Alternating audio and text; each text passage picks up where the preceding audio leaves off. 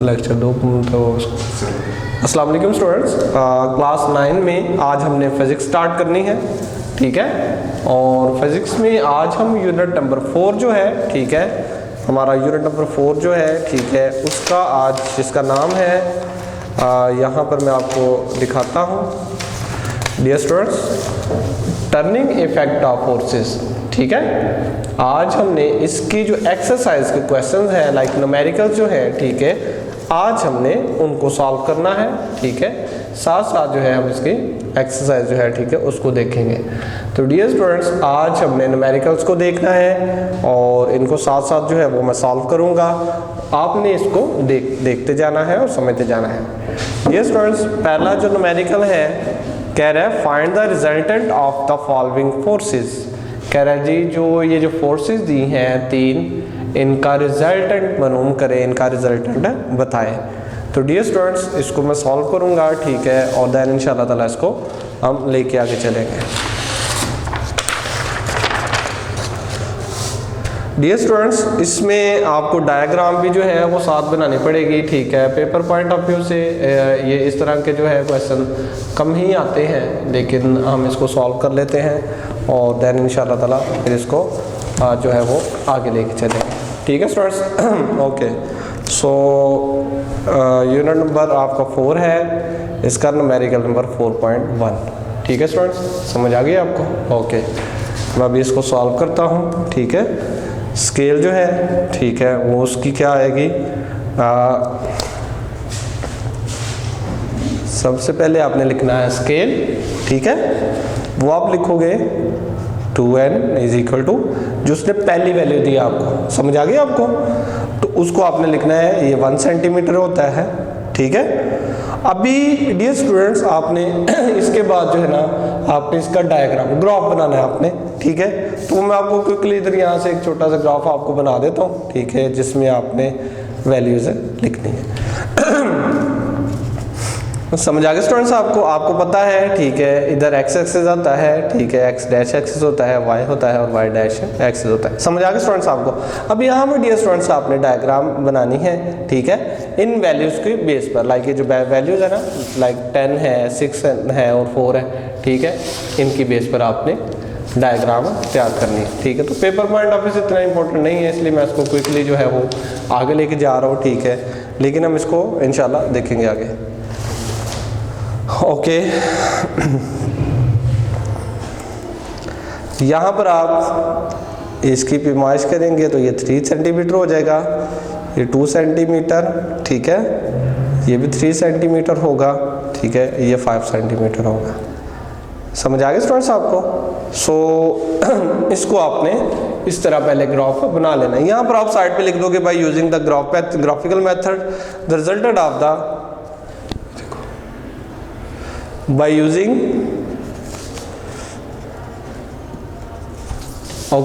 by using मैं यहाँ पर लिखता हूँ ग्राफिकल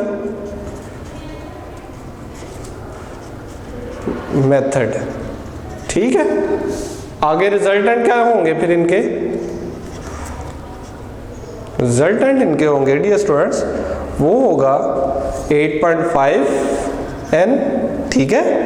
उसके बाद एंगल जो है, ठीक है, वो कितना बनेगा, वो बनेगा 45 डिग्री विद एक्स एक्सिस, समझ आ गया स्टूडेंट्स आपको। तो ये आपके पहले जो न्यूमेरिकल है उसका आंसर है। पेपर में ये न्यूमेरिकल कम ही आता है, ठीक है स्टूडेंट्स।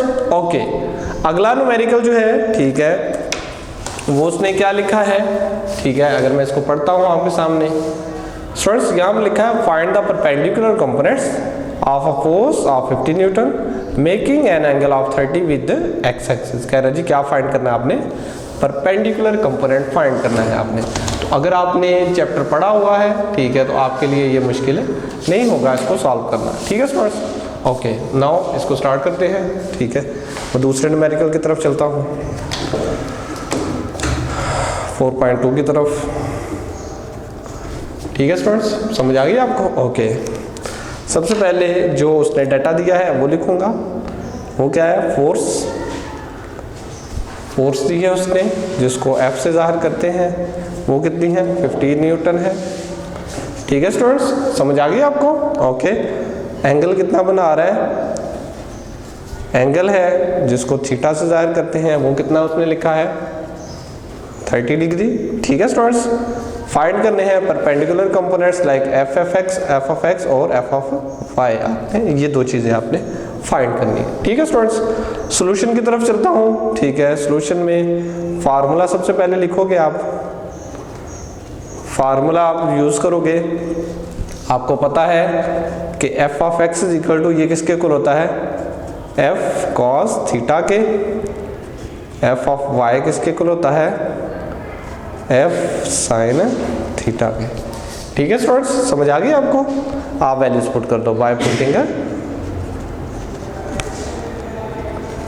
वैल्यूज, मैं कहता हूँ कि वैल्यूज पुट करने से। ठीक है स्टूडेंट्स, तो ये यहाँ पर लिख देते हैं, पहले एफ ऑफ एक्स निकालते हैं 50 कॉस 30 डिग्री। ठीक है स्टूडेंट्स, तो जब आप इसको सॉल्व करोगे 50 मल्टीप्लाई कॉस 30 की वैल्यू होती है स्क्वायर रूट ऑफ 3/2। ठीक है स्टूडेंट्स, समझ आ गई आपको? ओके, जब आप इसको यहाँ पर सॉल्व करेंगे स्टूडेंट्स, ठीक है, वो आपने कैसे करना है, जब आप इसकी वैल्यू निकालेंगे तो F of X is equal to ये आ जाएगा 50 मल्टीप्लाई, अगर आप स्क्वायर रूट ऑफ 3 को उसका स्क्वायर रूट लेके उसको डिवाइड करेंगे 2 के साथ, तो ये आएगा 0.866। ठीक है स्टूडेंट्स, ये इसकी वैल्यू आ जाएगी। अभी इनको दोनों को मल्टीप्लाई कर लेते हैं, तो एफ ऑफ एक्स की जो वैल्यू आएगी वो आएगी 43.30 न्यूटन। ये पहली वैल्यू आ गई आपके सामने। उसके बाद आपने दूसरी वैल्यू फाइंड करनी है, F of Y is equal to वो क्या है 50 साइन 30 डिग्री। इसको मैं डायरेक्ट ही इसको सॉल्व करेंगे और इसका आंसर आएगा 25 न्यूटन। ये आपके दो आंसर आ गए। समझ आ गए स्टूडेंट्स आपको? आप इस तरह दोनों का आंसर निकाल लेंगे। क्लियर है स्टूडेंट्स आपको? ओके, नाउ हम अपने क्वेश्चन नंबर 3 की तरफ चलेंगे। मैं उसकी जो हेडिंग है वो पढ़ता हूँ पहले। ठीक है, उसकी हेडिंग क्या लिखी है यहाँ पर? यहाँ पर उसने लिखा है find the magnitude and direction of a force. ठीक है, if its X components is 12 newton, Y components is 5 newton. ठीक है, कह रहा है जी मैग्नीट्यूड फाइंड करनी है और डायरेक्शन फाइंड करनी है फोर्स की। तो ये दोनों जो है बड़े सिंपल से क्वेश्चन है, इसमें दो हिस्से हैं, इन दोनों को सॉल्व करेंगे और देन इंशाल्लाह इसको आगे लेके चलेंगे। 4.3। ठीक है स्टूडेंट्स, सबसे पहले एक्स कंपोनेंट जो है, लाइक एक्स कंपोनेंट जो उसने दिया है is equal to F of X. F of X के इक्वल होता है, वो कितना दिया उसने 12n, और जो y कंपोनेंट्स है वो कितना उसने दिया है 5n। ठीक है स्टूडेंट्स, ओके, नाउ आपने फाइंड करना है फोर्स F फाइंड करनी है आपने, और आपने डायरेक्शन लाइक थीटा फाइंड करना है आपने। ये दो चीजें आप फाइंड करोगे। ठीक है स्टूडेंट्स, अब इसको सॉल्व करते हैं। फार्मूला लिखूंगा सबसे पहले मैं। फार्मूला है F is equal to square root of F of X का square plus F of Y का स्क्वायर। ठीक है स्टूडेंट्स, और थीटा का जो फार्मूला है वो होता है tan inverse F of Y over F of X. ठीक है स्टूडेंट्स, अभी वैल्यूज पुट करते हैं। पुटिंग वैल्यूज, वैल्यू पुट करेंगे f is equal to square root of 12 का स्क्वायर प्लस 5 का स्क्वायर। तो यहाँ पर इसको मैं सॉल्व करूँगा तो 12 का 144 होता है, 5 का स्क्वायर 25 होता है, 144 प्लस 25 169 हो जाता है। 169 का जब स्क्वायर रूट लेते हो ये 30 न्यूटन हो जाता है, लाइक 13n हो जाएगा। ठीक है स्टूडेंट्स, अभी आपने दूसरी चीज़ फाइंड करनी है। ठीक है, डायरेक्शन जो है, ठीक है, उसको देखना है, उसको देखते हैं। डायरेक्शन फाइंड करने के लिए दूसरा फार्मूला है theta is equal to tan inverse. यहाँ पर theta is equal to tan inverse F of Y over F of X. ठीक है स्टूडेंट्स, वैल्यूज पुट करेंगे सेम, ठीक है, वो आप कैसे पुट करेंगे, ठीक है, tan inverse F of Y की वैल्यू है 5 और एक्स की वैल्यू है 12, तो जब आप इनको सॉल्व करोगे तो थीटा आ जाएगा, इसके कुल आ जाएगा 22.6 डिग्री। ये हमारा दूसरे का आंसर है। समझ आ गया स्टूडेंट्स आपको? तो ये आपने थीटा निकाल लिया। क्लियर है? ओके, नाउ अभी हम अपने नेक्स्ट क्वेश्चन की तरफ चलते हैं, जो क्वेश्चन नंबर 4 है। स्टूडेंट्स यहाँ पर उसने क्वेश्चन नंबर 4 लिखा है, कह रहे हैं a force of 100 newton is applied perpendicularly on a spanner at a distance of 10 centimetre, ठीक है, from a nut. Find the torque produced by the force. कह रहा है जी टॉर्क की टॉ फाइंड करना है, लाइक टी फाइंड करना है आपने, जो टॉर्क की वैल्यू होती है। ठीक है स्टूडेंट्स, सो हम अभी चलेंगे 4.4 की तरफ, इसको सॉल्व करते हैं। जो डाटा दिया है उसने फोर्स दी है F is equal to 100 newton. Moment arm कितना है, मोमेंट आर्म जिसको हम किससे ज़ाहिर करते हैं, L से, वो कितना दिया है उसने 10 सेंटीमीटर। अगर आप इसको मीटर में कन्वर्ट करते हो तो 10 डिवाइडेड बाय 100, तो उसका आ जाएगा 0.1 मीटर। ये इसका उसमें हो जाएगा मीटर्स में। ठीक है, आपने फाइंड क्या करना है, टॉर्क फाइंड करना है। ठीक है स्टूडेंट्स, लाइक टॉ फाइंड करना है आपने। ठीक है स्टूडेंट्स, फार्मूला लिख देता हूँ। फार्मूला यहाँ पर उसने शो किया है, वो क्या है, टॉ इज इक्वल टू, ठीक है, F multiply by force multiply by क्या है जी, मोमेंट आर्म जिसको L कहते हैं। पुटिंग वैल्यूज पुट करते हैं। ठीक है स्टूडेंट्स, ओके, तो यहाँ पर आ जाएगा torque is equal to 100 multiply by 0.1, तो इसका टॉर्क टी की वैल्यू आ जाएगी 10 न्यूटन मीटर। ठीक है स्टूडेंट्स, ये इसका आंसर आ जाएगा। क्लियर? छोटे छोटे न्यूमेरिकल्स हैं, ठीक है, कोई लंबे चौड़े नहीं हैं, ठीक है, इनको आपने सिंपली सॉल्व करना है और देन इसको देखते हैं। नाउ डियर स्टूडेंट्स, अब नेक्स्ट क्वेश्चन की तरफ चलते हैं। Question number 4.5। A force is acting on a body making an angle of 30 degree with the horizontal component of the force is 20 Newton. Find the force। क्या find करनी है आपने, force. Dear students, वही आपका फार्मूला है। अभी इन question क्योंकि मिलते जुलते हैं, मैं कैलकुलेशन जो है वो मैं उसको क्विकली करूँगा ताकि हमारा जो क्वेश्चन है, ठीक है, वो क्विकली सॉल्व हो जाए।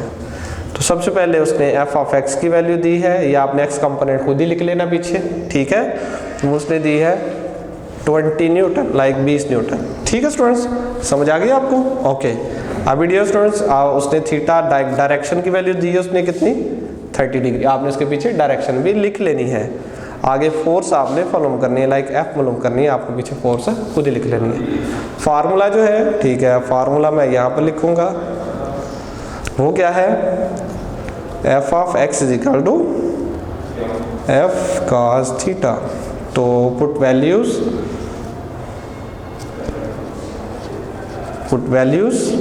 तो f is equal to, f इधर आ जाएगा, ठीक है, तो f of x divided by cos theta इधर आ जाएगा।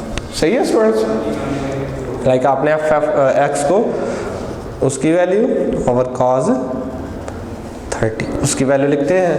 तो जब इनको सॉल्व करेंगे तो f की वैल्यू आएगी स्टूडेंट्स 23.1 न्यूटन। लाइक पहले आप cos 30 की वैल्यू निकालोगे, वो 0.866 आएगी। ठीक है, फिर 20 को 0.866 पे डिवाइड करोगे तो 23.1 इसका आंसर आ जाएगा। समझ आ गया स्टूडेंट्स आपको? तो ये तो था आपका न्यूमेरिकल नंबर 5। ठीक है स्टूडेंट्स, ओके, नाउ मैं न्यूमेरिकल नंबर 6 की तरफ चलूँगा। न्यूमेरिकल नंबर 6 में उसने लिखा हुआ है, ठीक है, the steering of a car has a radius of 16 centimetre. Find the torque produced bye a couple of 50 Newton. कह रहे जी टॉर्क मालूम करो, कपल उसका 50 न्यूटन का। ठीक है, इसको मैं सॉल्व करता हूँ आपके सामने। सेम वही मैं इसको डायरेक्ट मेथड से करूँगा ताकि आप लोग जो है वो सारा उसको समझ गए हुए हो। 4.6 है, ठीक है। सबसे पहले जो डाटा दिया है उसने फोर्स दी है, आपने फोर्स पीछे खुद ही लिख देनी है, वो है 50 न्यूटन। रेडियस दिया है उसने, लाइक आर दिया है उसने, वो कितना दिया है उसने 16 सेंटीमीटर, ठीक है। वर्टिकल डिस्टेंस उसने दिया है, लाइक डिस्टेंस है, वो कितना है उसने दिया स्टूडेंट्स 32 सेंटीमीटर। अगर मैं इसको मीटर में कन्वर्ट करूं तो आपको पता है 32 को किस पे डिवाइड करना पड़ेगा 100 पे, तो आ जाएगा 0.32 मीटर, ठीक है। हमने फाइंड करना है अभी यहाँ पर जो है टॉर्क फाइंड करना है। फार्मूला हमें पता है, वो होता है टॉर्क, कपल टॉर्क लिख लेते हैं, ये फार्मूला है। कपल टॉर्क और Q U A, torque is equal to F multiply by distance. Like distance हम फर्ज कर लेते हैं ये ए बी है, डिस्टेंस हम क्या फर्ज कर लेते हैं ये ए बी है। अभी डिस्टेंस वैल्यूज पुट कर लेते हैं 50 न्यूटन, ठीक है, मल्टीप्लाई बाय डिस्टेंस 0.32, ठीक है स्टूडेंट्स। तो जो टॉर्क आएगा, टॉर्क की वैल्यू आएगी, ठीक है, वो कितनी आएगी 16 न्यूटन मीटर, ठीक है। ये आप उसकी वैल्यू निकालो। समझ आ गए स्टूडेंट्स आपको? लाइक छोटे छोटे न्यूमेरिकल्स हैं जो आपने चैप्टर पढ़ा हुआ है, आपको फार्मूलाज आते हैं, तो आपके लिए मसला कोई भी नहीं है। अभी हम चलते हैं नेक्स्ट न्यूमेरिकल की तरफ, लाइक न्यूमेरिकल नंबर 7 की तरफ। स्टूडेंट्स यहाँ पर उसने वैल्यू दी है, स्टेटमेंट दी है, a picture frame is hanging by 2 vertical strings, ठीक है। The tension in the strings are 3.8 Newton and 4.4 Newton. Find the weight of the picture frame. कह रहा जी इसका क्या फाइंड करना है, वेट, लाइक W की वैल्यू आपने इसमें से फाइंड करनी है। सो यहाँ पर मैं अब इसको सॉल्व करते हैं, देन इंशाल्लाह इसको देखते हैं उसको कैसे करना है, ठीक है स्टूडेंट्स। ओके, यहाँ पर मैं इसको थोड़ा सा लाइक ब्रीफली ही करूँगा, स्टेटमेंट्स भी साथ लिखूँगा। Tension in first string, like जो पहली रस्सी है उसमें टेंशन जो है, लाइक इसको मैं T1 से ज़ाहिर कर लेता हूँ, वो कितनी थी उसने 3.8 न्यूटन, कितनी थी उसने 3.8 न्यूटन।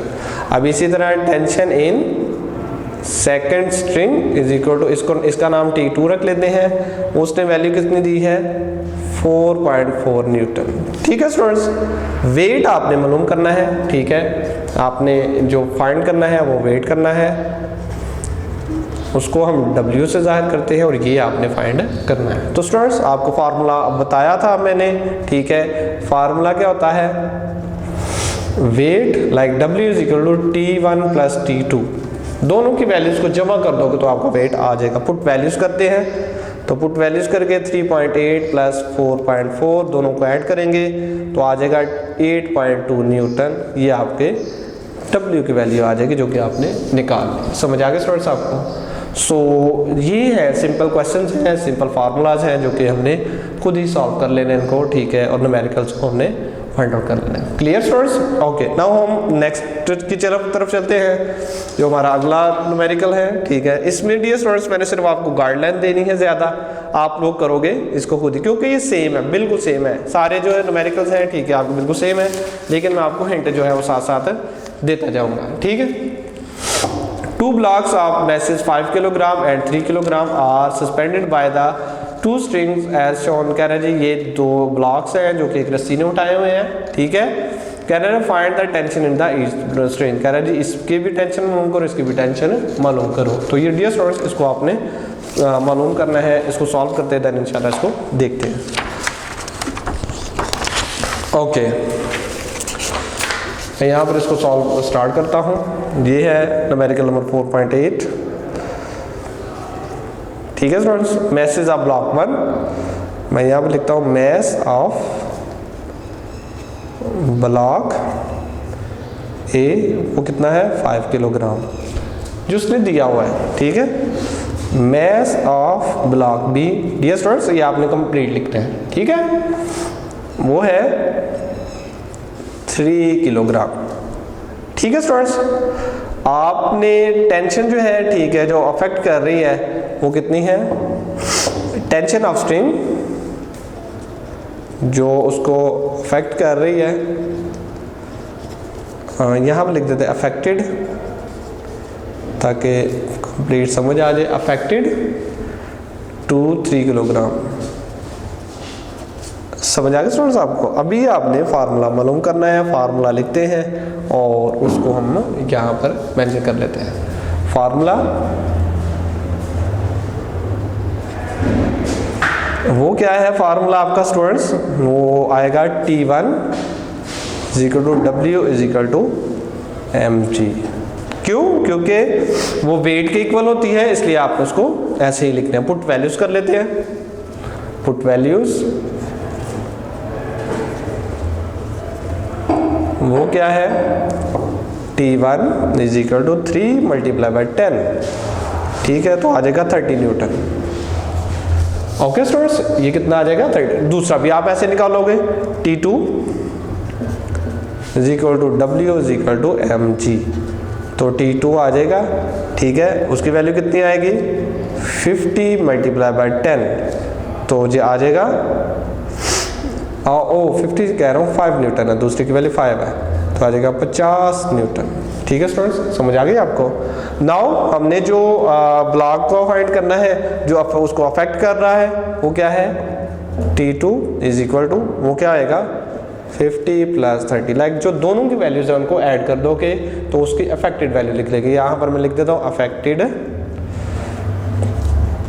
2-3 किलोग्राम। ठीक है, ये पूरी स्टेटमेंट जो मैंने ऊपर बताई है वही आप यहाँ पर लिख लो। तो डियर स्टूडेंट्स, यहाँ पर आप इन दोनों को ऐड करोगे तो यहाँ पर आ जाएगा 80 जो है, ठीक है, न्यूटन। ठीक है, ये उसकी अफेक्टेड करेगी, लाइक अफेक्ट करेगी उसको जो आपने वैल्यू लिखी है उसकी। क्लियर स्टूडेंट्स आपको? तो इस तरह आपने 4.8 वाला न्यूमेरिकल्स आपने सॉल्व करना है। क्लियर स्टूडेंट्स आपको? ठीक है, नाउ हम 4.9 की तरफ चलेंगे और देन इंशाल्लाह इसको सॉल्व। 4.9 जो है वो मैं सॉल्व वहाँ तक करूँगा फार्मूला की तरफ कि जितना, उसके बाद आपने वैल्यूज खुद लिखनी है। A nut has been tightened by a force of 200 Newton using 10 centimeter long spanner. What length of a spanner is required to loosen the same nut with 150 Newton? कह रहे जी कितना ने आपको उसका चाहिए कि आप कह रहे जी कितनी लेंथ चाहिए कि अगर आपने 150 न्यूटन फोर्स का वैल्यू फाइंड करनी हो। ठीक है स्टूडेंट्स, इसको सॉल्व करते हैं। इसका मैंने आपको बताया कि हमने सिर्फ इसके फार्मूला लिखने हैं, मैंने फार्मूलाज की तरफ। ठीक है, और आपने इसको खुद ही आगे से सॉल्व कर लेना है। ठीक है, 4.9 वैल्यूज जो दी है उसने। ठीक है, लेंथ ऑफ स्पैनर है, ठीक है, जिसको L से ज़ाहिर करते हैं। आपने लेंथ ऑफ स्पैनर नीचे खुद सारा लिख लेना है। ठीक है, वो है 10 सेंटीमीटर। सेंटीमीटर को आप मीटर में कन्वर्ट करोगे तो उसको 100 से डिवाइड करते हैं, तो 10 को 100 में डिवाइड करें तो आता है 0.1 मीटर। ठीक है स्टूडेंट्स, ये आपने पहले वैल्यू लिख ली। दूसरा क्या गिवन है? फोर्स दी है, आपने फोर्स पीछे खुद ही लिख लेनी है, मैं F से जाहिर करूंगा। ठीक है, वो कितनी है? 200 न्यूटन। ठीक है स्टूडेंट्स, उसके बाद आपने अप्लाइड फोर्स F1 जो है, लाइक इसको मैं अप्लाइड फोर्स का नाम दे देता हूँ, is equal to F1 = 150 Newton. समझ आ गया आपको स्टूडेंट्स? आपने जो मालूम करना है वो लेंथ ऑफ स्पैनर है, लेंथ ऑफ स्पैनर मालूम करेंगे। ठीक है, फॉर फोर्स F1, लाइक इसको L1 से ही ज़ाहिर कर लेते हैं। ये आपने वैल्यूज फाइंड करनी है। ठीक है स्टूडेंट्स, फार्मूला वही है, फार्मूला वही है, फार्मूला स्टूडेंट्स आपका वही है। फार्मूला जो है वो क्या है? लाइक वो लिखेंगे आप टा is equal to F × L, values put करते हैं। ठीक है, वो क्या है? 200 × 0.1।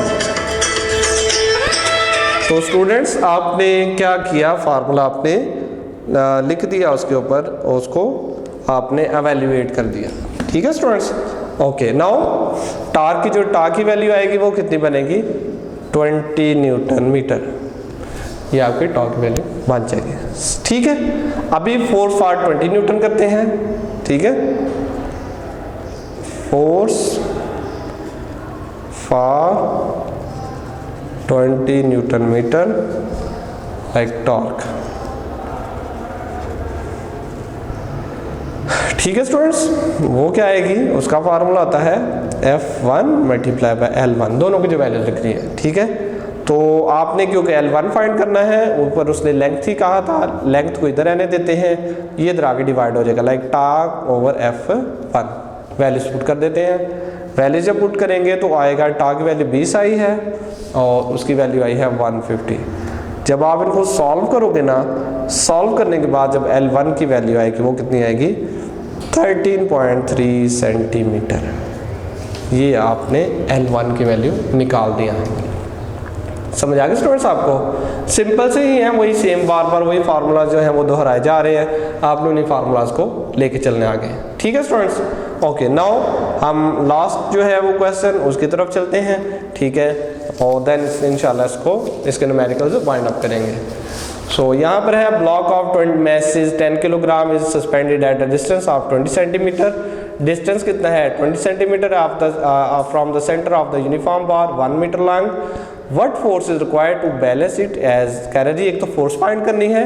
ठीक है, और इसके centre of gravity is force at the other end of the bar. तो कह रहे जी दूसरा सेंटर ऑफ ग्रेविटी की जो फोर्स है वो आपने लगाई है।